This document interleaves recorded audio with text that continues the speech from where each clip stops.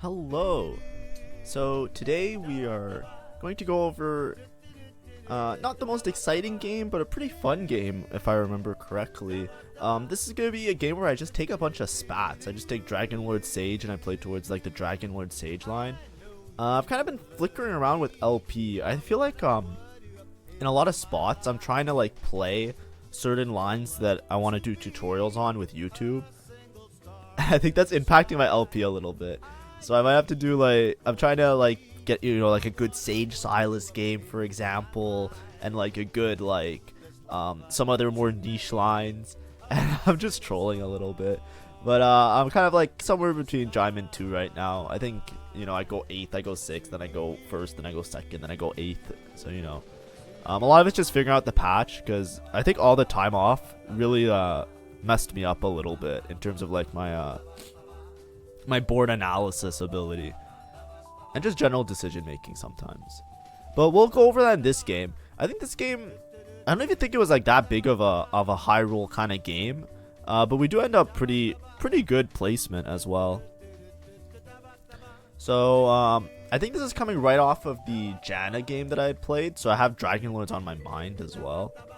If you look at my opener, I don't really have anything in particular that's amazing right here. So I might end up just going for a loss streak. I do have the Garen. Like I have an option of a Story Weaver opening, which is somewhat strong. I have a lot of unit pairs, but I have paired Caitlyn, I have paired Cho'Gath, which is pretty good. Cho'Gath, if you haven't played him, he's a very good starting unit that you can use to hold items and kind of scale a little bit late. So in terms of augment choices, Prize Fighter, Dragonlord Crest, Idealism. Idealism is a little bit forcing. I don't have good melee items. If I had melee items, I would have taken Idealism and played towards like Kayn or some sort of melee carry. But I don't, so I don't like it. What doesn't kill you is maybe a good option here just because of whatever. But I just take Dragonlord Emblem. Dragonlord Emblem, I'll look at the stats in a second. I just need to get my inking in order, because I didn't do it already. Yeah, there we go. So Dragonlord Emblem is actually pretty good because now it gives both a Janna. So they changed it, right? Before it would give just one unit. Now it gives you both Dragonlord units, which is really strong. Because basically you start the game with 3 Dragonlord, right? So Dragonlord Emblem, it gives you a Diana.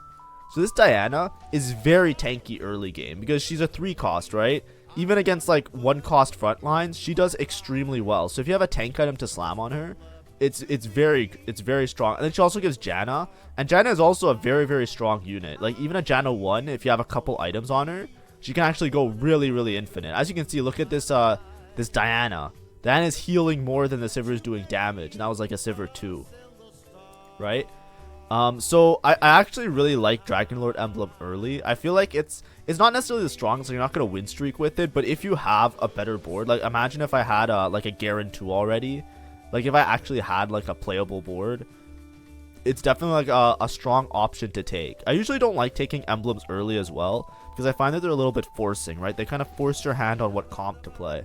And a lot of times, the games that I do the worst in are games where I'm kind of forced into a spot, right? The games where I have multiple options are the games that typically you can play for a 4th, right?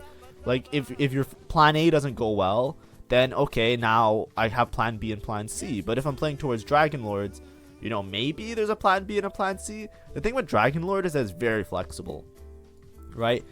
There was the old saying when the patch first started that you could never like play towards Dragonlords, right? I'll put never play towards. What does that mean?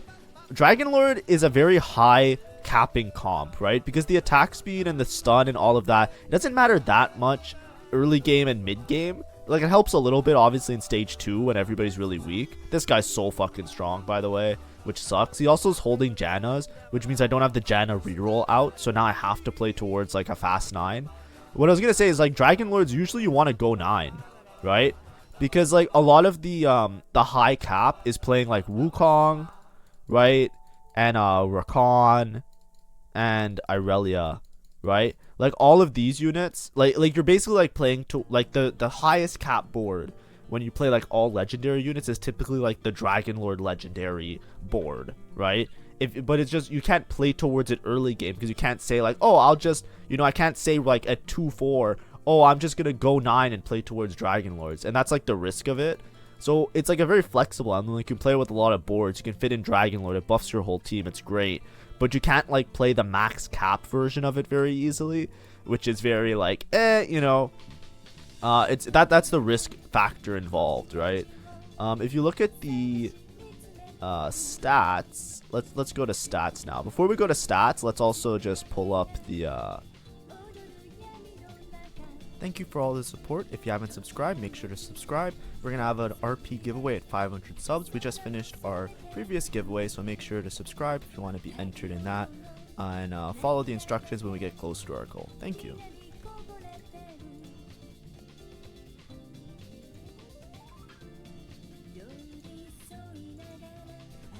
Alright, so we're back. Now let me just go to stats.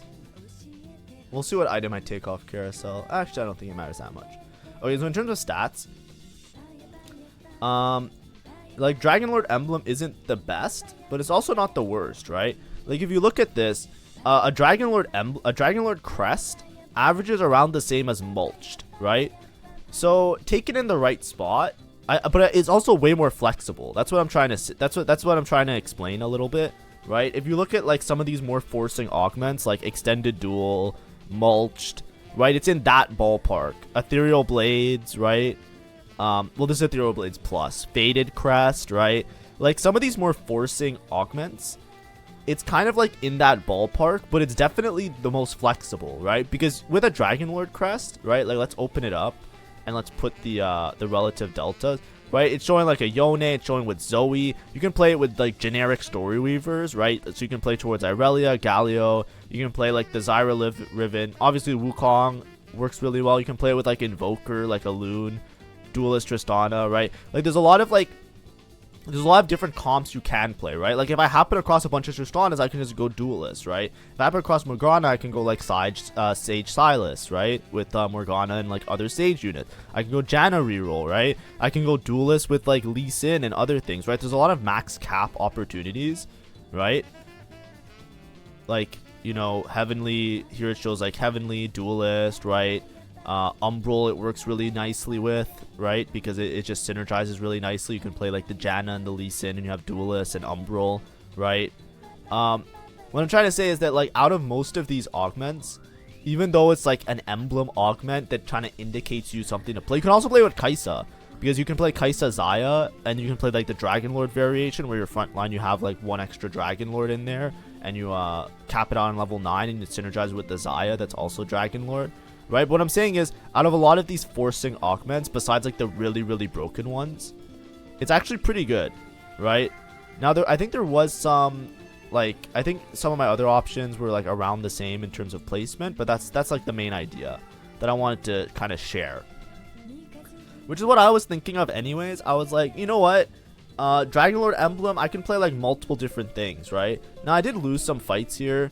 I think if the spot I took it in isn't necessarily the best spot. It was more like I kind of just didn't want to play towards like a lose streak with like what's it called, with what doesn't kill you, or like do any of those like late game kind of augments.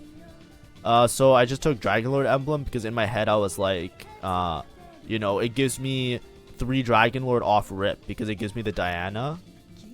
Right, I have a little bit of upgrades now. I have Sage in, I have the Zyra in.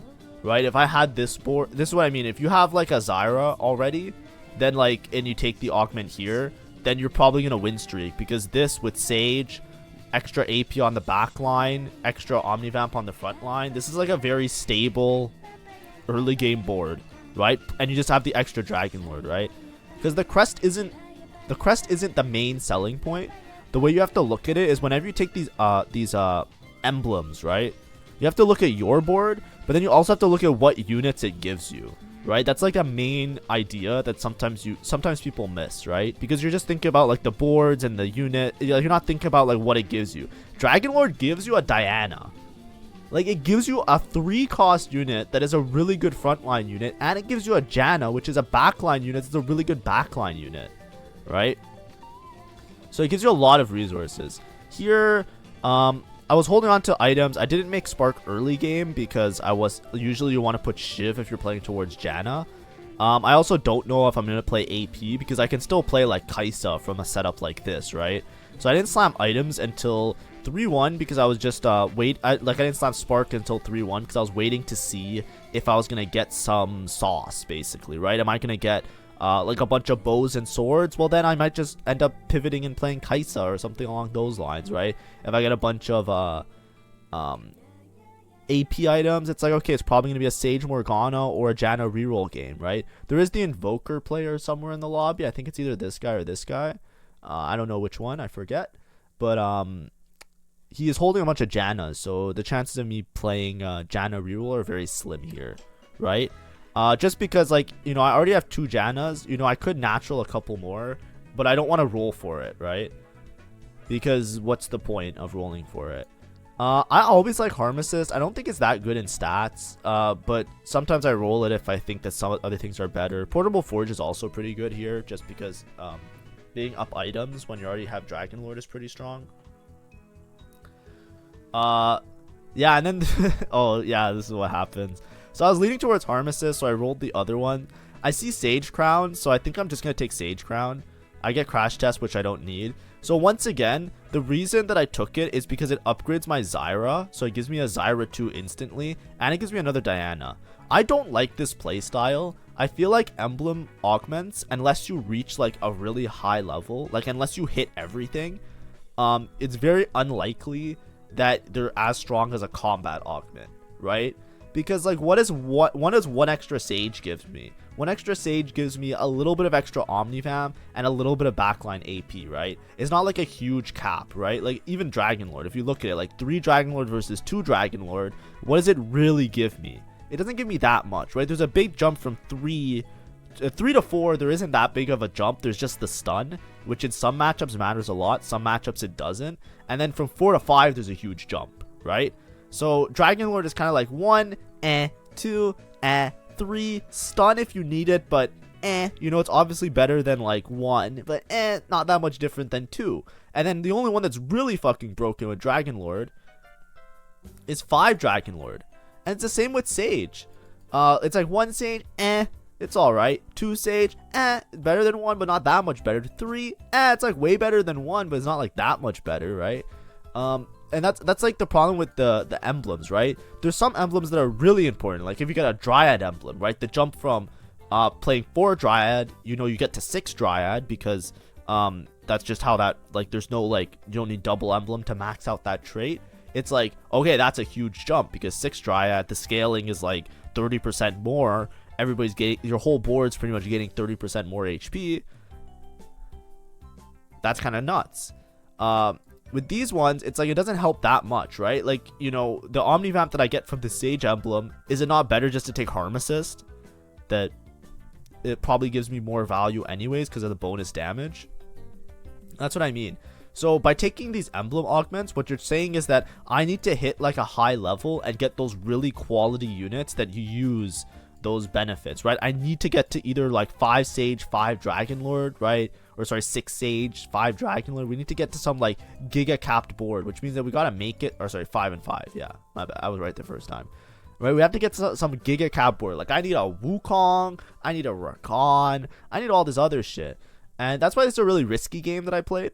And this is why I like outside of my playstyle, I usually don't take emblem augments. Like I very rarely take emblem augments. I almost always try and prioritize taking a combat augment. I think that's like the better way to do things. Situationally, they're good, right? I lost these fights anyways, which kind of sucks because, like, you know, if I think the emblems would have been better if I had a Diana 2. If I had a Diana 2, I don't think I'm losing fights, right? I also don't have any backline items right now. I take Glove because in worst case, I can make Guard Breaker as a backline item. I have all my utility dealt with, right? I slammed Sunfire early to try and be strong early. I have Spark for some AP damage, and then I have Chainmail. Here I made Sterix, or sorry, I took Sterix. I was rolling Janna for like a good item for my backline. I end up sitting on Sterix because Sterix is really good on Lee Sin, and I'm eventually going to want to play Lee Sin on my board. In terms of like the general board that I'm aiming for, I can probably show you guys that. So let's go to stats. Let's go team builder. So pretty much what you're trying to do, like this is what I mean by go 9, right? Like the max cap with these spats is playing something along the lines of like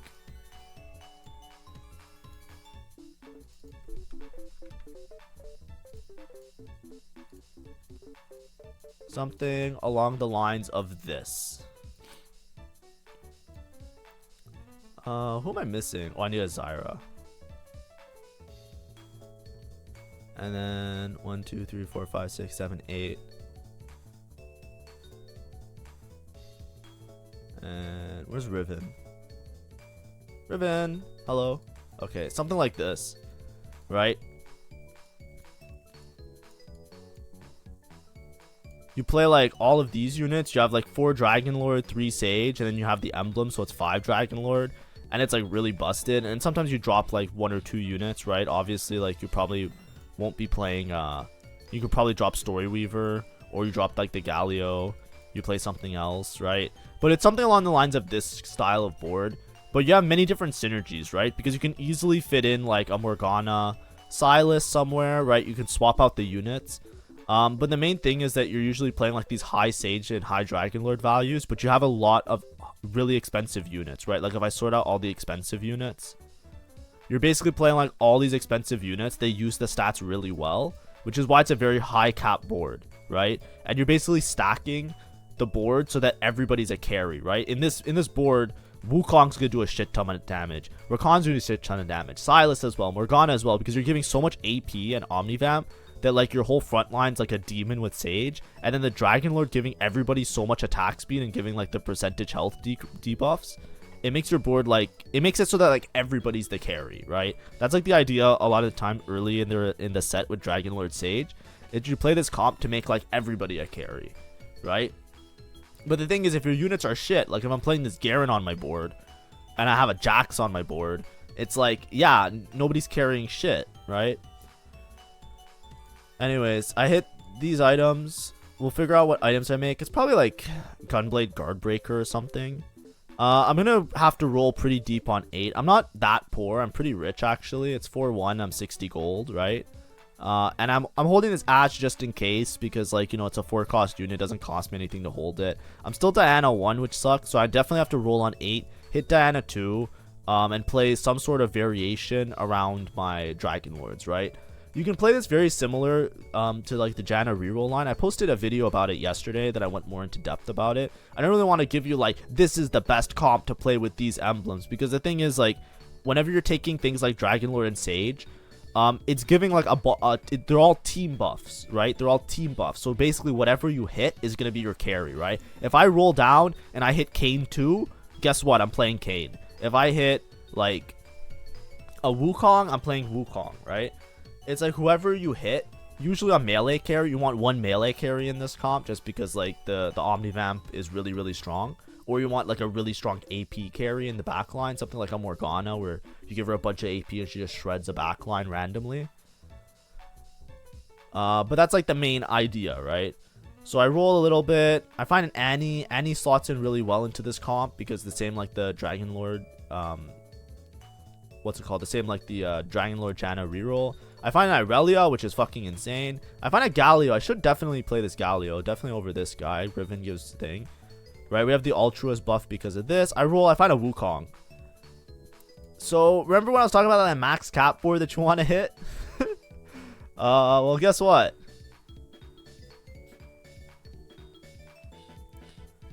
Look at my board. Also, this was something that somebody posted yesterday on my Janna video. I put my Dragonlord emblem on an Annie in that case, and again, I'm putting it on the 4-cost unit. It's not optimal to put on your 4-cost tank. The guy was right in the comments. Like, why would you? He was a bit rude about it, but like, I don't really care about that. Like, I'm not gonna ban the guy for that, right? That's okay because he was right.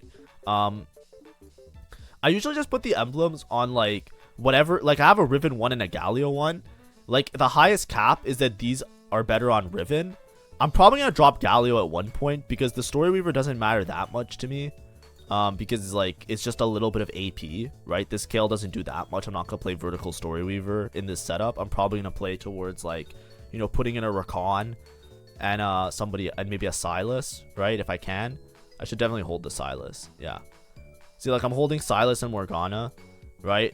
So I just put it on the forecast because in my head, these both give HP, right? Like these emblems aren't like random emblems like a Ghostly or something else. They give HP.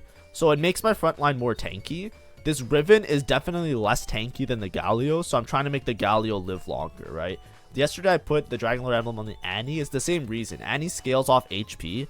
At a max cap, like if I have an Annie 2-3 items, yes, it's not that good, but I'm trying to be immediately strong because I'm trying to tempo to level up, right? That's my thought process. Also, like in that game as well as this game, I wasn't really like thinking about like, oh, I'm gonna get a tank item later, because it's like, what if I don't live till later? What if I don't get dropped the tank item for later? It's like, you know, that's something you can imagine if your board is looking like you're gonna make it to like round 6, right? That's kind of how I see it, right? If I foresee myself I might die and I'm playing for like 4th/5th, then I'm thinking about immediately strong right now, right? I have a lot of really strong units on my board, but they're all like 1-star, right? I find a Rakan on carousel, so now I feel really strong. And as you can see, I immediately sell the Galio because Rakan's gonna be way better. Galio just gives Bruiser. I don't even need him because I already have Story Weaver in, right? Because I'm playing Irelia, Riven, Zyra, right? And the Bruiser doesn't matter because this is 3 Altruist, so everybody gains the extra armor, right? And then my next in for Bruiser could be this guy. So that was my thought process in this game, at least, right? I was thinking to myself, you know, if I hit the I want to be immediately strong with the Galio, so I'll put the item on the Galio, right? I'm probably gonna sell this Galio because I'm going for a max cap version of this board because I'm playing it more in a 1st or 8th kind of strategy. Also, I was able to get Inspiring Epitaph, which is a really strong combat augment. It's a little bit of diminishing returns with Dragonlord because it kind of works with like stacking attack speed. I already have a bunch of attack speed, but it's still a really strong combat, which is why I took it. Anyways, my Wukong's kind of smurfing. I gave him like Omnivamp and Sterix, so he has some tankiness and some Omnivamp. Gunblade says that it's really good on Wukong, so I'm not one to judge. A lot of times you want to put a mana item on Wukong because you want him to like kind of go crazy and repeatedly cast because he scales off of casting multiple times, right? But I didn't have those options. And yeah, this is what I was saying, like, well, not what I was saying, but I probably put these on Irelia, right? If you look at my damage, Irelia 1 in these kind of setups is doing like way more damage than anything else. What also works really well is finding this Irelia is that like originally I made Spark and a lot of my units are like AD units, right? I have some AP in the back line obviously, but a lot of my units are AP units, or sorry, AD units, and Irelia gives the Shred, she gives Sunder. She has a built-in Sunder gun in her passive, so it actually works really well to synergize with my team that I made Spark, because playing around the max cap of Irelia, it's like I'm always going to have this unit doing some Sundering. This guy, I haven't even talked about him. I think I played him maybe when I was showing the stats, but this guy took Storied Champion. Storied Champion is a very risky augment. It's very hard to top 4 with it, but if you hit a Story Weaver +1, it dramatically increases it, because if you get to Kale 3, that's like your main win con. Because you want the Kale 3 works as like your additional carry, because basically you have this guy 3, you have Sivir 3 if you can hit Sivir 3, and then you have the Kale 3, which does a bunch of damage as well. So that's kind of like what you want to hit, or where you want to get to. A lot of times with the Garen reroll is that you don't have enough resources to get to a point where you can hit 7 Story Weaver, because you have to find an Irelia, which means you either have to roll a shit ton of gold on 8, or you have to make it to 9. And with Storied Champion, you don't have some sort of econ generation after sending it for the Garen and possibly Sivir, that you just don't get to that point. This guy's very strong. You can watch my video. I did 2 videos on Storied Champions, 2 different variations of it, the Story Weaver variation and then the Warden variation. I would like to say that that guy definitely is doing well because he's able to play 7 Story Weaver with the Garen. Right, that's like the way to make that work, and the reason it's so risky is because you can't get to 7 Story Weaver a lot of the time. Here I just get TG, so I make TG on Rakan because let's go Rakan, and I really wanted like an Irelia item, I think I should honestly... Oh, Sterix is also good, I guess. Another frontline item. Oh, that's bad, though. Yeah. I should have made an Irelia item. I should have made Deathblade for Irelia. That's a big mistake. This is a big no-no. So what I was thinking here is that I'll put it on Riven for now, because I have a Riven on bench. So as soon as I level up in like a turn or two, I'll sell the Riven and I'll put the Sterix on like a frontline unit, either Sylas or Lee Sin. I really want to play Lee Sin here, right? Lee Sin gives me Duelist and it also gives me 5 Dragonlord. So I really want a Lee Sin, right? But I just can't find a Lee Sin. But I'm not rolling right now because it's a little bit risky to roll. Anyways, I see this Riven. Now I'm in an awkward situation. It's like, do I sell the Riven pair or do I like hold it for this Lee Sin and then I hope I find a Riven later, right? I scout. I see this guy has 2 Lee Sins. Not this guy. The guy right before has 2 Lee Sins. The other guy's playing Sage as well. So I just say, okay, I'll just upgrade the Riven, and Sterix is an okay tank item, right? That's like my thought process. It's definitely take bow here. Come on. Please don't do this. Don't do this. No. Why? Why? I'm thinking too much about itemizing somebody that isn't here. I have to itemize the Irelia for sure. Right? It's always itemize Irelia first. The Irelia 1 is doing as much damage as like a 3-item Wukong. You know what I mean? That's my mistake. That's just I think I just didn't it just didn't cross my mind because I was so fixated on these units that I was holding. Right? This is what I was talking about at the beginning of the video, where I just really badly want to play a Sylas Sage game. And every time that I see a spot where I'm playing Sages, I'm like, oh, it's time to play Sylas. But no, it's not. It really wasn't time to play Sylas. That can be the difference of why I don't go first, by the way. Just not having Irelia items is so bad in this current setup. Right? Imagine if right now, instead of this Sterix, I had Deathblade on Irelia, and then I took Bow and something else, and I have 2-item Irelia here. Right, imagine 2-item Irelia. Just imagine right now, from now on, what is it, 5-3, I could have 2-item Irelia. Just keep that in the back of your mind, and I'm sure when we get to the final fight, you'll see why it matters so much. Like, I don't know exactly how this game goes, if there was a chance of me winning the game, right, or if it was like cooked from the start, because there are some really strong players in the lobby. But like, if you look at the damage, when the damage report comes in, this Irelia is going to do as much damage as like pretty much my whole board, right? So having 2 items on her is really important. And that's like identifying like what's strong and what's not strong, right? Let's see. Look, damage. Okay, I scouted it out. But I think Rakan was #1, but that's just because he lived longer. Carousel pick. Like I should have just made Irelia items. What am I thinking? That's my bad. I'm sorry, YouTube audience, for times like this when I post videos and everything's all fucked. And now I'm probably going to take Irelia, honestly. Irelia with blue buff, if I get it, I'm down. I don't need to deny an emblem, right? I don't really care about this. Nobody's playing. Like, if the Syndra player gets the Dryad emblem, it's like, whatever, right? Because I'm not really playing for first here. I'm just trying to play to not go bot 4. When I'm 28 HP... us 3, any one of us can go 5th, right? So I'm trying to secure myself not going 5th. I level up here because putting in a Sylas is pretty strong. I have items for Morgana, so now I can play towards 5 Sage, which is pretty nice. And then I can upgrade. Oh, I just don't upgrade Soraka. I think I'm debating who to put in here, because like for Dragonlord, the stun isn't that important in a lot of these matchups. So I'd rather have like a frontline carry. Yeah, I think I just sell Janna. Yeah, that's fine. 5 Dragonlord is really good, but I'm not hitting a Lee Sin, right? If I hit a Lee Sin, I probably want the Janna. Maybe I shouldn't have sold the Janna. It's such a hard thing to play. I'm trying to pivot into the Sylas version of this comp, right? So basically, this is just Sage Sylas, but with like the whole Dragonlord Storyweaver setup, right over here. Oh, I might win this. Oh, wait, no, I don't win this. I locked the shop because I have Sylas 2 next shop. Oh, that makes sense. There's also a Janna in my shop. I rolled though. It kind of just worked out.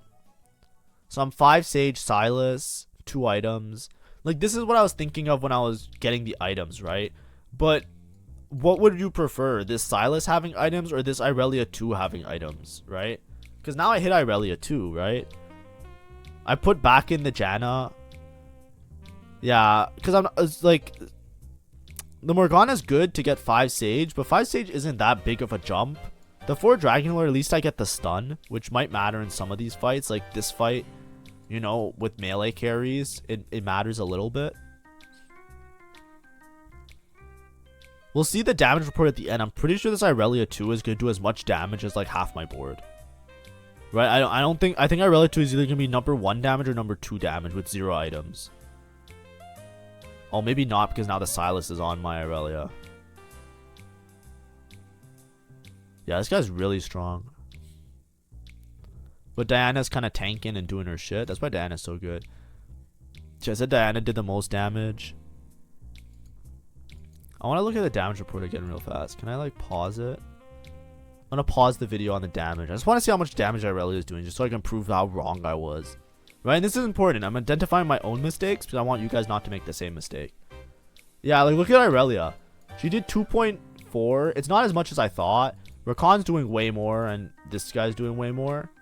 Diana, but that's just because they live longer because the Silas wrapped my backline. Silas is doing a lot, yes, but he has 2 items, right? If I had 2 item Irelia, right? I would have 2 item Irelia like back here, right? Which is when I was pointing it out. So imagine if all these turns I had 2 item Irelia. I might have even won some of these fights. I locked because I need the Wukong because Wukong 2 is a huge jump for me. Silas, I see sometimes you backline the Silas to give him more AP because his healing is based on his AP anyway. So it's like the best of both worlds. He does more damage and he does more healing if you backline him. But honestly, I think he has enough AP. I think frontlining him with the Omnivamp, like I don't care about him doing as much damage because I can stall out and have Irelia do a shit ton of damage. Right? So I think I'm just going to frontline him from now on. Because that round, my backline was wrapped. That round my backline was wrapped. Usually you get your backline wrapped if your frontline is shit or your positioning is shit. So for me, it's like, yeah, my position was probably shit there. Anyways, I can swap in Lee Sin now for this Janna, which was my original goal for a long time. Now I get Duelist on Irelia. I hit a Lee Sin too. I would ideally have had items on Lee Sin, but this is why I put this on Riven ahead of time. And I upgraded the Riven because all those turns greeting for a Lee Sin would have been pretty bad. The main situation is that I should have put this item on Irelia. Like, it should have been a Deathblade on Irelia, and I would have been doing so much better. Now I'm fighting the Garen player. This is the problem with Garen. There is no way he beats me now. I'm pretty sure I 100% beat him every single time. Because now I have upgrades, right? Now I have a Silas 2. And I have Silas 2, Diana 2, and I have Irelia 2. There's no way he out DPS's me. Like, he needs to get like an Irelia 2 with items, right? His carry is just the Kale, right? And the Kale is not as good as a 5 cost unit or an upgraded 4 cost in terms of damage. And the Garen ain't doing shit, so I'd be surprised if he outplaces. Like, he's lucky he got 3rd because this guy was such low HP. But like, in all honesty, I like, you know, it was probably a 4th if this guy was a little bit stronger and can live. Like, if he had a little bit more HP, I'm pretty sure this guy goes 4th. And that's like the problem with Garen reroll. Because he even has 7 Story Weaver, but I just don't think he has a chance. I put my Wukong a little bit back. Just because I don't want him to take full aggro initially, right? I'd rather that go to Riven and then go to Silas. I want my Wukong to kind of have a couple casts where he doesn't have to worry about getting hit. Tristana gave Gift of Gold, so I had a bunch of gold to roll. So I roll for Wukong 2 because that's what I really need. The other thing, eventually I probably want to move these items onto the Lee Sin because I probably won't hit Rakan 2. I didn't hit any on my roll down, so the chances are I'm going to be like fucking broke the rest of the game and this is just my board. So if I find one more Rakan, I wouldn't be surprised if I just sell it and put the item on Lee Sin because that's going to make me immediately stronger. I usually like to put Thieves Gloves on frontline units because a lot of times you get like random like tank items and then they don't really like feel as good on a backline unit. So I usually like to TG frontline units and just actually like cherry pick the items for backline units. Because frontline units can use both like offensive items and defensive items. But backline units, a lot of times it's like you just want an offensive item because they're usually safe. Yeah, this guy's very strong because he's 5 Sage, 5 Ultras, level 10. Right? Like I had to roll really deep on 8 and I had to roll really deep right now on 9 to find like my Wukong. It ended up that I'm contesting his comp as well, which kind of sucks. So yeah, you know, it is what it is. I could have also sold the Diana and keep the items on Rukon and put these items on Lee Sin. But I think I just like this better because I like this. Diana does a lot. She's very, very tanky with this current setup. So now Lee Sin has Thieves Gloves, which is a lot stronger. I probably beat this guy right now, right? Because he doesn't have Rukon 2. Yeah, he doesn't have Rukon 2. So my board is definitely stronger than his, even though he's level 10. He's level 10, but I have so much damage from Dragonlord and I have Irelia too, right? He has like a fucking Zyra with items, right? Yeah. Because 5 Sage isn't that big of a jump. It's not like he's 5 Sage and it's like breaking my back, right? We have a very similar board in terms of strength. I just have like a little bit of extra juice. Here, I go straight for Umbral Spat. Umbral Spat in the stats, I'm not going to bring it up because the video is already long enough as it is. But in the stats, Umbral Spat is really good. It's really strong a lot of the time. The Execute is really good on Irelia as well. Umbral Spat's a really common thing you can put on Irelia as a max cap. So I'm definitely putting on Irelia. And then Umbral will give some shielding to my frontline units. And it will give Execute to the Silas. So here I frontline the Silas. I'm kind of deciding whether I frontline or backline the Silas based on the fight. Right, if I think the Silas needs to do way more damage, I kind of put him in the 3rd row so he gets the extra AP. If I feel like he just needs to sustain himself and be strong, I just put him in the front row. Right, because like I said before, the extra AP translates to him having more Omnivamp, but I don't think it's as much as putting him in the front line when you have this high of a Sage value. So it's like, do I want the Silas to be a carrier? Do I want to stall out the fight? In this case, I just need my Silas to make sure that this Garen dies before my Silas dies, right? So I just want my Silas. I don't care if he does damage because my Irelia is like gonna hit the back line, right? I have units that are gonna hit the back line. I just want to stall it out, right? So Silas did his job. He stalled it out as long as possible. I just win here. Pretty easy. Now it's just me against this guy.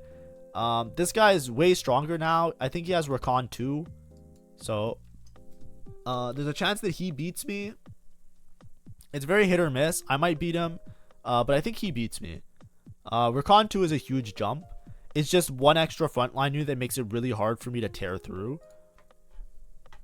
Obviously, if I had damage items, it would have worked really well on Irelia. Right? Just imagine like 2 of these. Like the thing is, it's not as much the Silas items that should have been Irelia items. It's this Sterix on Riven is so fucking useless. It was so greedy to grab a Lee Sin item here. This Sterix on this fucking Riven. Imagine if my Irelia had 1 extra item. Like if I lose by 1 unit here, we know for sure it was a me diff, right? This guy also has a Lysandra, so he has extra items by now, I'm pretty sure. Yeah, look at this. This is a item on Irelia diff for sure. Because this Silas is probably dead if my Irelia has a Deathblade. So there's a chance I go first there if I didn't make that mistake earlier. And that's really important to notice, right? Because, like, you know, sometimes you get a second or a first, and it's like, I deserved it. I didn't deserve it, right? Sometimes you get a top 4, and you're like, yeah, that's about as high as I could have placed, right? Stuff like this is the reason why I'm not climbing very fast, right? And that's just, like, general, like, just being dumb, right? Like, I know these things, right? I looked at it instantly, and the first thing I saw when I was VOD reviewing was, oh, like, right now, I'm VOD reviewing live for you guys. I'm like, oh, I should have put an item on Irelia, right? But it's just like dumb things like that where like in the middle of the game, you're not thinking about it because you're just not focused well, or you're not like thinking about like that particular, like you have something else on your mind and it clouds your decision making process, right? But I should have really like, yeah, it's, I know I got the Sterix earlier, right? But like it was like around here that I got the Sterix, right? I have 2 Sterix, right? No, it's not the Sterix. What am I talking about? It's the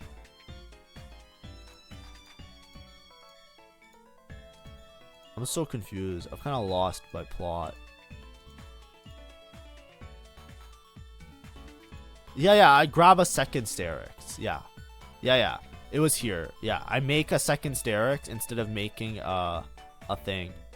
Right? I should have just made Deathblade right here. That would have saved me a lot. That would have not only, it probably would have saved me HP as well, and I might have been 2 lives against that guy and have a chance to outposition him. It's okay. So I deserve second, but it's by my own mistake. This was actually a game I could have played for first. I didn't identify it. I was just too panicked. But anyways, hopefully this was informative. Hopefully it was fun in some ways. Wukong, really stable early. Dragonlord Spaz, really stable early. So, you know. Hopefully you can try out taking Dragonlord Spat in your games, and hopefully you have some success with it, especially if you have a really strong opener, like a Story Weaver opener with upgrades. Like if you have a Zyra especially, you can play towards a similar line. Well, you don't have to fixate on certain units, right? Because when you play Dragonlord Sage, almost any melee unit becomes a demon, right? If I had 3-item Lee Sin, even better. Anyways, thank you for watching. Bye bye.